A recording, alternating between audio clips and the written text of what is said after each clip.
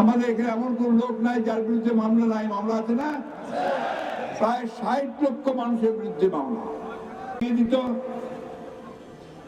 মহিলাদেরকে উপরে দিয়ে তুলে নিয়ে যেত এবং ঘরের মধ্যে যা কিছু সরঞ্জাম থাকতো সবকিছুকে ভেঙে ফেলে দিত।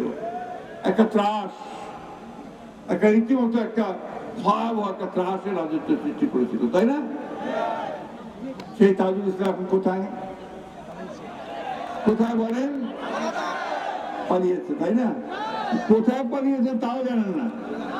ওকে আমি ইঁদুরের গর্তে গিয়ে ঢুকেছে না ভারতে গেছে তাও আমরা জানি না, তাই না? এই হয়, যারা অন্যায় অত্যাচার করে, নির্যাতন নিপীড়ন করে মানুষের উপরে, তাদের পরিণতি এইরকমই হয়। ওই হাসিনার মতো পালিয়ে যেতে হয়, তাজুল ইসলামের মতো পালিয়ে যেতে হয়, তাই তো? বন্ধুরা, এই অবস্থাতে আমরা এখন একটা